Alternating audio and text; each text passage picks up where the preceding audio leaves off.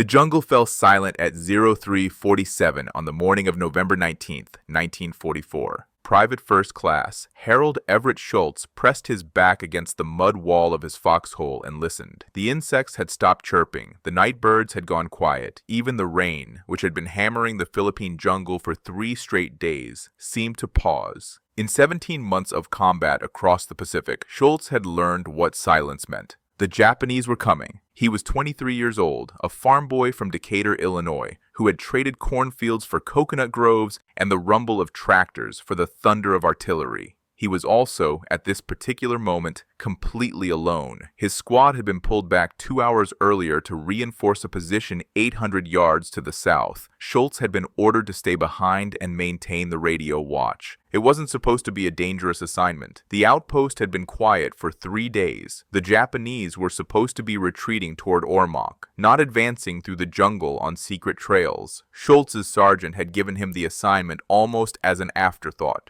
"Keep the radio warm, Schultz. Call in if you see anything. We'll be back by morning." That was 2 hours ago. Now Schultz was watching hundreds of Japanese soldiers emerge from the jungle, and his only lifeline to the outside world was a radio that could receive but couldn't send. The problem was, the radio was broken. A Japanese mortar round had landed 6 feet from the foxhole that afternoon, close enough to spray Schultz with mud and shrapnel, close enough to kill Private Danny Morrison, who had been running ammunition, and close enough to send a piece of hot metal straight through the SCR-300's battery housing. The radio could receive, barely, but it couldn't transmit. Schultz had been trying to repair it for hours, but the damage was beyond his skill. The SCR-300 was supposed to be the most reliable portable radio in the American arsenal. It weighed 35 pounds, had a range of about 3 miles in jungle terrain, and had been specifically designed to survive the heat, humidity, and rough handling of combat. Soldiers called it the walkie-talkie, though that name technically belonged to a smaller, handheld radio. The SCR-300 was the lifeline that connected frontline troops to their commanders, artillery batteries, and air support. When it worked, the problem with any electronic device in the Pacific was the environment. Salt air corroded contacts, humidity shorted circuits, heat warped components, and enemy fire. Well, enemy fire could turn the most sophisticated equipment into expensive junk in a fraction of a second. Schultz had been trained in basic radio repair, but the damage to his SCR-300 was catastrophic. The mortar fragment had punched straight through the battery housing and into the transmitter circuits. Even if he'd had a replacement battery, which he didn't, the transmitter itself was destroyed. He could hear fragments of traffic from other units, scratchy and faint, but he couldn't send a single word. Now, crouched in the darkness with a dead radio, an M1 Garand with 4 clips of ammunition and 2 grenades, he listened to the silence and understood exactly what it meant. He was about to die. Danny Morrison had been his buddy since basic training. They had gone through everything together. The heat and monotony of training in Louisiana, the seasickness on the transport ship, the terror of their first combat in New Guinea. Danny was from Pittsburgh, a steelworker's son who had never been more than 50 miles from home before the Army drafted him. He talked constantly about his girl back home, a redhead named Mary Beth who worked at the Five and Dime. He showed her picture to anyone who would look at it. Now Danny was dead, killed by a piece of Japanese steel that had been meant for Schultz. The mortar round had landed closer to Danny than to the radio, and the shrapnel had taken him in the chest and throat. He was dead before he hit the ground. Schultz had covered his body with a poncho because he couldn't bear to look at what was left of his friend's face. That had been 4 hours ago. 4 hours of sitting alone in a foxhole, trying to fix a radio that couldn't be fixed, waiting for a relief that wasn't coming. And now the Japanese were here.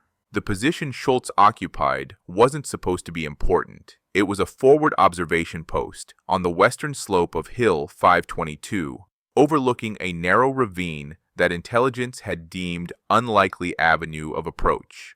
The real action was happening to the south, where the 24th Infantry Division was pushing toward Ormoc Bay. Schultz's job was simply to watch and report, but the Japanese had other plans. What Schultz didn't know, what American intelligence had completely missed, was that Colonel Jiro Harida's battalion had spent the last 3 weeks cutting a secret trail through the jungle, specifically to outflank the American positions. The ravine that intelligence had dismissed was actually the end point of that trail. And tonight, 400 Japanese soldiers were about to pour through it. The first sound Schultz heard was the metallic click of a bayonet being fixed to a rifle, then another, then a dozen more. He pressed his eye to the gap between two sandbags and saw them, shadows moving through the darkness, spreading out along the tree line at the bottom of the ravine. He tried to count them, but gave up after 50. There were too many. His hand moved instinctively to the radio handset. He squeezed the transmit button and spoke into the dead microphone. Bravo 6, this is Outpost 4, enemy contact. At least company strength moving through grid reference. Nothing. No crackle of static. No acknowledgement.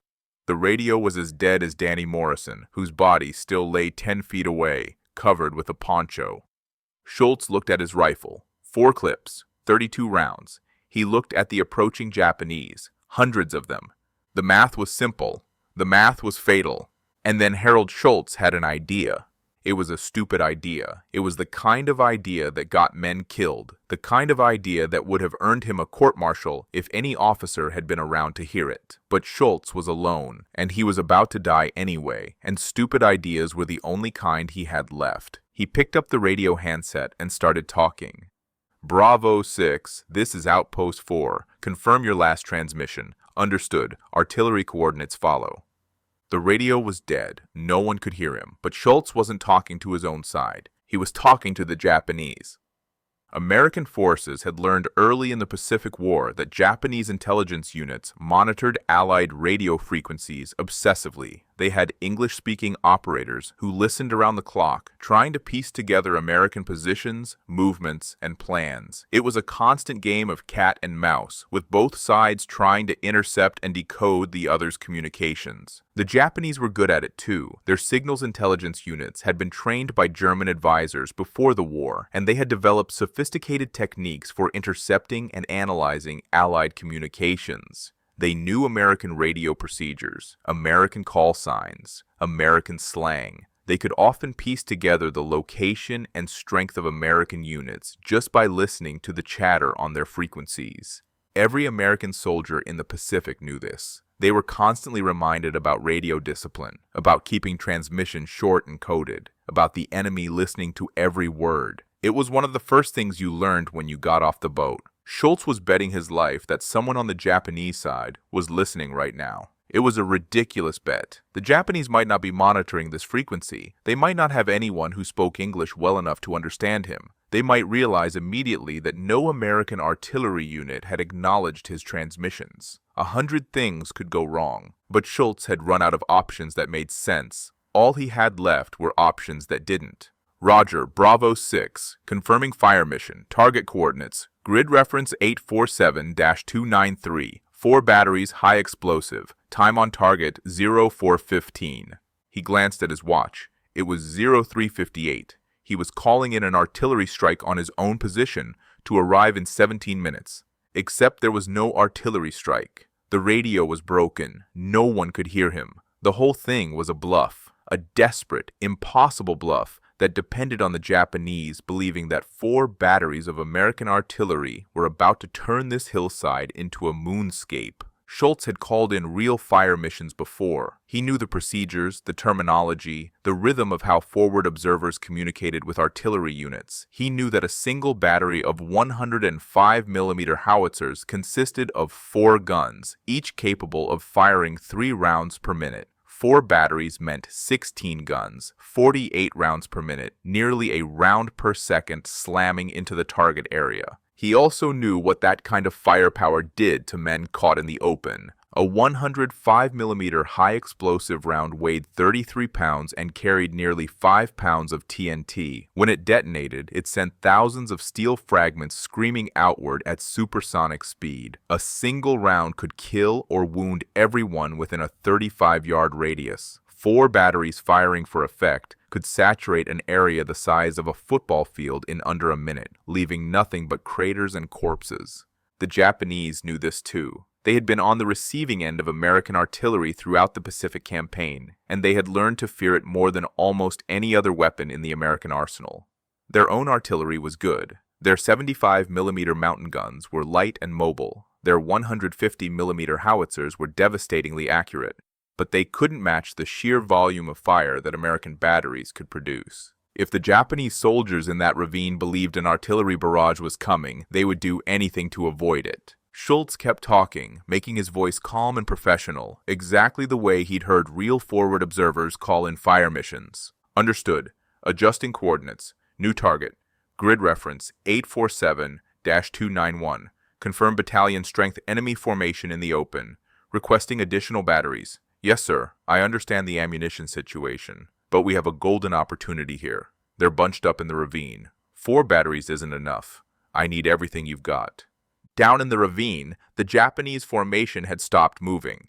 Schultz couldn't see them clearly in the darkness, but he could sense the hesitation. Voices were being raised. Orders were being questioned. Someone was pointing up at his position. They had heard him. The Japanese soldiers in the ravine faced an impossible choice. If the American was telling the truth, they were about to be annihilated. American artillery was devastatingly effective. A single battery of 105mm howitzers could turn a football field into a smoking crater in less than a minute. 4 batteries, as the American had requested, would leave nothing alive. But if the American was bluffing, Colonel Harada, leading the formation from a position near the middle of the column, had to make a decision. His battalion had spent 3 weeks cutting through jungle to reach this point. They were exhausted, hungry, and running low on ammunition. The attack they were about to launch could break the American line and open the road to Ormoc Bay, but not if they were dead. Harada was 51 years old, a career officer who had fought in China before the Pacific War began. He had led men through some of the bloodiest battles of the campaign, Bataan, Corregidor, New Guinea. He knew what American firepower could do. He had seen entire companies wiped out by artillery barrages that lasted less than 5 minutes. He had also learned, through bitter experience, that the Americans were predictable. They relied on their firepower the way a crutch user relies on his stick. They called in artillery for everything. They bombed and shelled positions before they attacked them. They used more ammunition in a single battle than the entire Japanese army had used in the conquest of Manchuria. If an American forward observer was calling in a fire mission on this ravine, it was almost certainly real. The Americans had artillery batteries positioned throughout this sector. They had the ammunition to spend, and they had a reputation for responding quickly to calls for fire support. Harada called his radio operator forward and demanded a report. Had American communications traffic increased? Were artillery units being alerted? What was the status of enemy fire support in this sector? The radio operator didn't know. He had been monitoring the American frequencies, but the traffic was encrypted and he could only pick up fragments. What he had heard, clearly, was a calm American voice requesting massive artillery support for a fire mission on this exact position. Harada looked up at the hillside. Somewhere up there, an American soldier was either calling in their death or running the most audacious bluff of the war. In his foxhole, Schultz kept talking. His hands were shaking so badly that he had to grip the handset with both of them to keep it steady. Sweat was running down his face despite the cool night air. His heart was pounding so hard he was afraid the Japanese might hear it. But his voice stayed calm. Somehow, he had found a place inside himself where the fear couldn't reach. A place where he could speak in the measured tones of a professional soldier calling in a routine fire mission. It was as if someone else had taken over his vocal cords, someone who didn't know they were about to die. Bravo 6, confirm splash in 8 minutes. I'm going to need you to walk the fire north after the initial salvo. They'll try to retreat up the ravine. Don't let them. And get some illumination rounds up there. I want to see what we're killing. He had no idea if anyone was listening. He had no idea if his bluff was working. All he could do was keep talking, keep pretending, keep hoping that the Japanese were hearing every word and believing every lie. Also, be advised, I've got friendlies 800 yards to my south. Make sure your gunners know the safety zone. I don't want any short rounds. Last thing I need is to survive this mess and get killed by our own artillery. He almost laughed at that. Here he was, worried about friendly fire, when the real danger was 400 Japanese soldiers who might decide to call his bluff at any moment. Down in the ravine, Colonel Harada had made his decision. "Pull back," he ordered. "We'll find another route." His staff officers looked at him in disbelief. They had spent 3 weeks cutting through jungle to reach this point. Their men were exhausted, hungry, demoralized. Many of them had dysentery from drinking contaminated water. Several had malaria. All of them were running low on ammunition. And now they were supposed to retreat because of a radio transmission? Lieutenant Tanaka, Harada's second-in-command, stepped forward. "Sir, with respect, we don't know if the artillery is real. We've heard no activity from the gun positions. There's been no—" "I know what we've heard," Harada cut him off. "I also know what American artillery does to men caught in the open. If there's even a chance that transmission is real, I won't sacrifice this battalion to find out." Tanaka wanted to argue further, but he recognized the tone in his commander's voice. The decision was made. The words spread through the formation in whispers. "Pull back. Artillery incoming. Find cover. Move." 400 Japanese soldiers, some of the most experienced combat veterans in the Imperial Army, began retreating from an artillery barrage that didn't exist.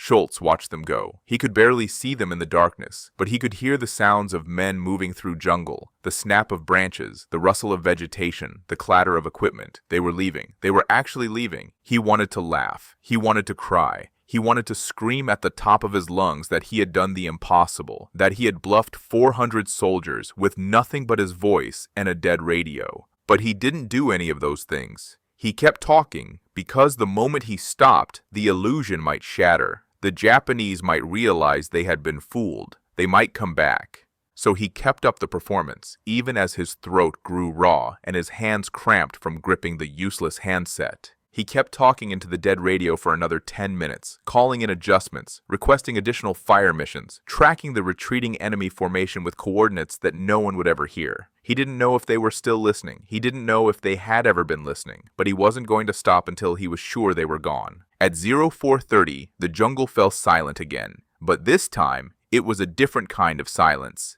The Japanese were gone. The ravine was empty.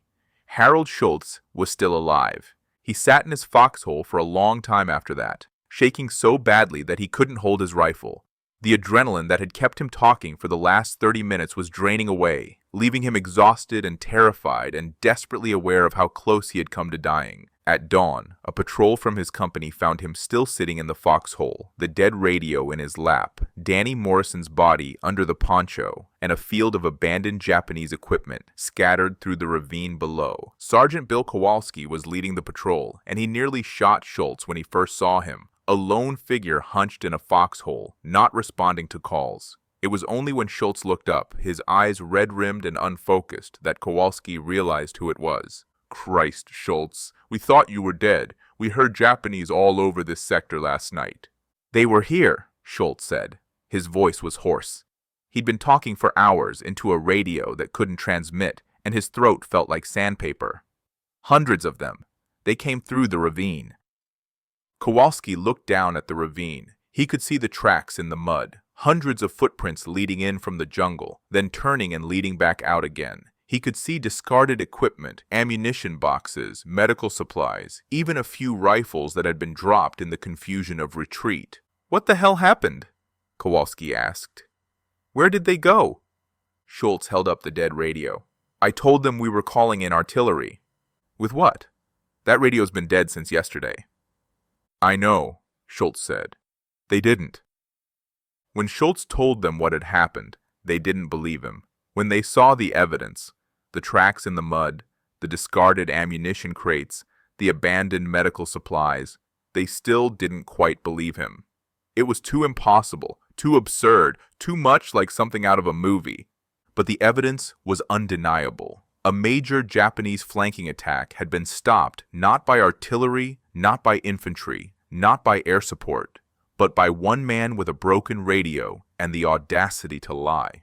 Kowalski sent a runner back to company headquarters with the news. Within an hour, a lieutenant showed up, then a captain, then a major from battalion intelligence. They all wanted to hear Schultz's story. They all walked down to the ravine and looked at the tracks, the abandoned equipment, the evidence of a hasty retreat. The intelligence officer, Major Thomas Hendricks, was particularly interested. He had Schultz walk him through every detail. The exact words he had used, the timing of his transmissions, the reactions he had observed from the Japanese formation. Hendricks took notes, asked questions, and occasionally shook his head in disbelief. You understand, Hendricks said finally, that what you did violates about 6 different regulations: unauthorized psychological operations, false distress calls, deceptive use of military communications. Schultz looked at him blankly. He hadn't thought about regulations. He had thought about staying alive. On the other hand, Hendricks continued, you also just stopped a battalion-sized flanking attack with nothing but a broken radio and a talent for bullshit. The colonel is going to want to hear about this. The story of what happened that night spread quickly through the division. Soldiers who heard it laughed at first, then fell silent as they realized the implications. If Schultz had retreated when his squad pulled back, the Japanese would have poured through that ravine unopposed. They would have hit the American lines from behind during the night attack. The casualties would have been catastrophic. Instead, a kid from Illinois with a busted radio had convinced 400 enemy soldiers that they were walking into a firestorm. The army, characteristically, didn't quite know what to do with Schultz's story. He hadn't killed any enemy soldiers. He hadn't captured any positions. He had, technically, abandoned his assigned duty, radio watch, to conduct an unauthorized psychological operation. The brass debated for weeks about whether to court-martial him or decorate him. In the end, they did neither. Schultz received a Bronze Star, respectable but not exceptional, and a handshake from a colonel who admitted, privately, that he would have run like hell instead of staying to talk into a dead radio. "How did you know it would work?" the colonel asked. Schultz thought about it for a long moment. "I didn't," he finally said. "I just figured if I was going to die, I might as well try something stupid first." The colonel laughed. "That's either the bravest thing I've ever heard or the dumbest." "Probably both, sir." After the war, Schultz returned to Decatur and took over his father's farm. He married a girl named Eleanor, who he'd known since grade school. They had 3 children, 2 boys and a girl, and he raised them the way he'd been raised: early mornings, hard work, and a deep suspicion of anyone who talked too much. The farm did well. Schultz had a knack for machinery that he'd never known he possessed until the army trained him on radios and generators. He could fix a tractor engine by ear, diagnose a combine problem from the sound it made in the field. His neighbors came to him with their equipment troubles, and he never turned them away. Eleanor knew something had happened during the war. She could see it in the way he sometimes sat on the porch at night, staring at nothing, his coffee going cold in his hands. She could hear it in the nightmares that woke him 2 or 3 times a month, even decades after the fighting ended. But she never pressed him.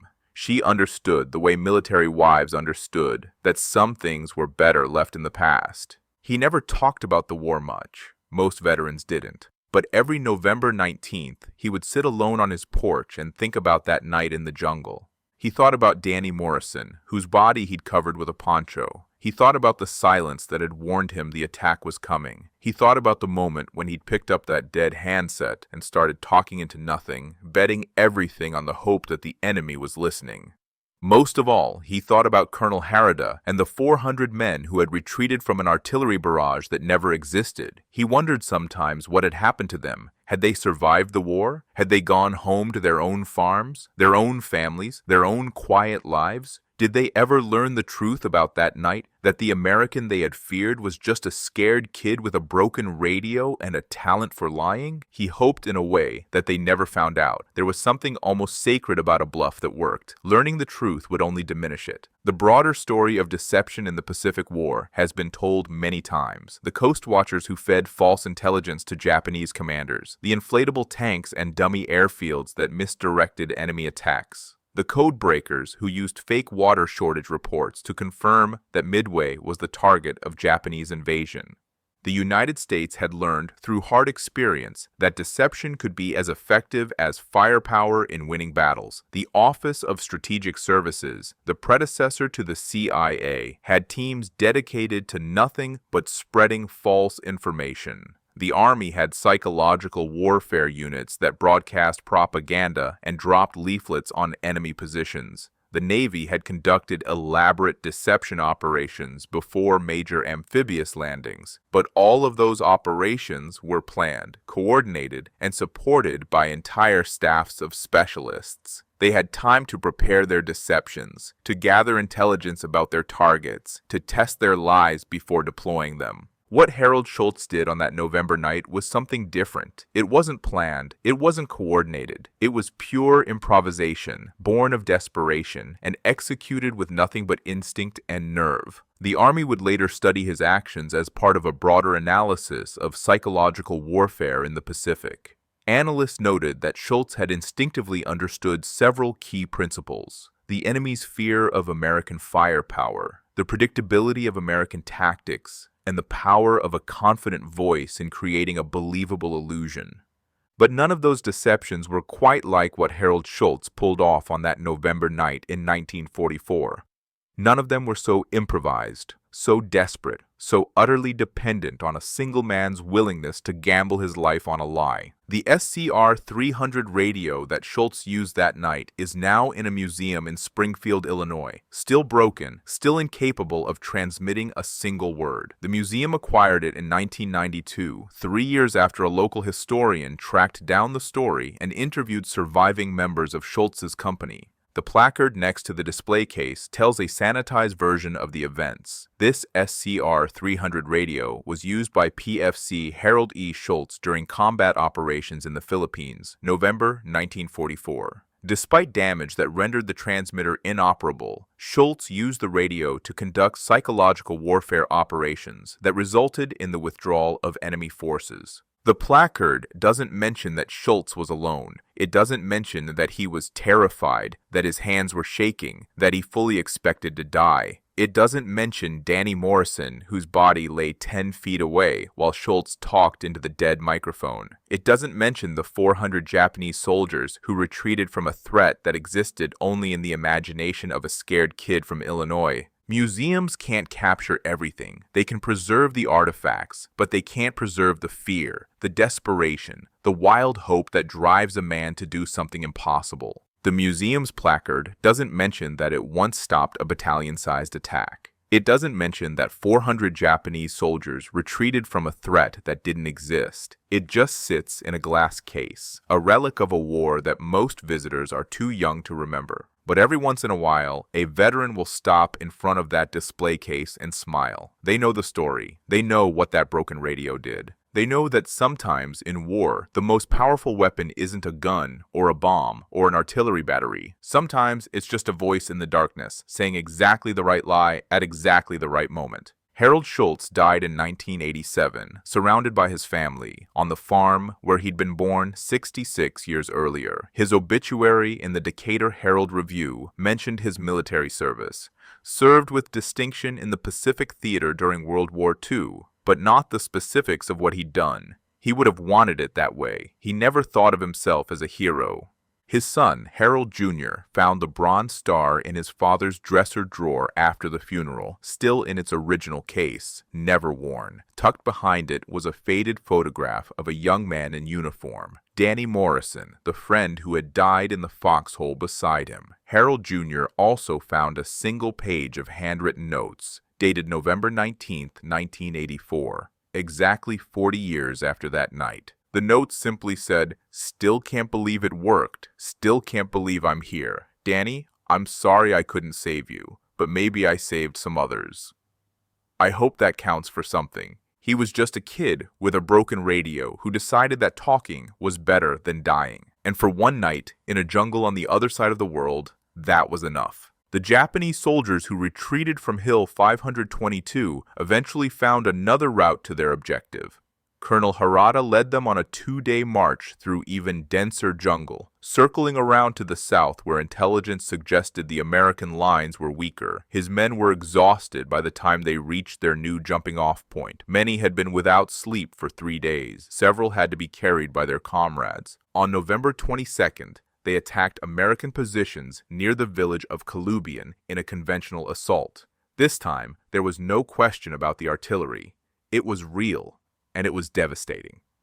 American 105mm howitzers opened fire within minutes of the first contact. Naval gunfire from destroyers offshore added to the barrage. By the time the sun set, Colonel Harada's battalion had been cut to pieces. Harada himself was killed in the first hour of the assault, leading a charge against an American machine gun position. According to survivors, his last words were an order to press forward, to break through the American line no matter the cost. He died believing he had made the right choice to retreat from that ravine 3 days earlier. In a way, he had. If he'd pressed forward that night, Schultz would have been killed in the first minute. The Japanese would have achieved their breakthrough. The battle might have gone very differently. But he didn't push forward. He heard an American voice calling in artillery, and he made the rational choice to preserve his men for another fight. He never knew the voice was lying. That's the thing about bluffs. They only work if the other side believes them. And Harold Schultz, sitting in a foxhole with a dead radio and 32 rounds of ammunition, had managed to sound so confident, so professional, so utterly certain of the destruction he was about to call down, that 400 combat veterans decided not to take the chance. The psychology of what happened that night has been analyzed by military historians and behavioral scientists ever since.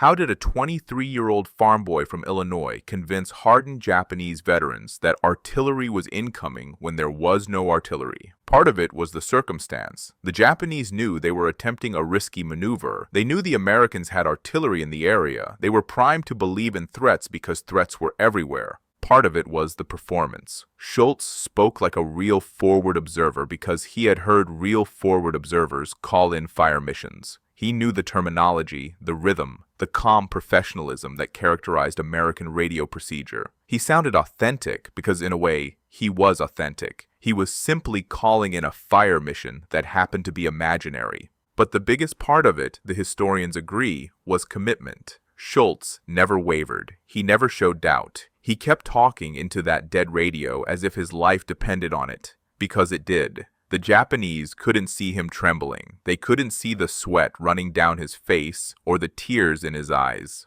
All they could hear was a voice, calm and certain, announcing their destruction. And faced with that voice, they chose to believe. 400 men retreated from one man with a broken radio. It shouldn't have worked. By every principle of military logic, by every calculation of odds and probabilities, Harold Schultz should have died that night. Instead, he lived for another 43 years, raised a family, worked his farm, and thought about that night every November until the day he died. The broken radio sits in its museum case. The jungle has reclaimed Hill 522.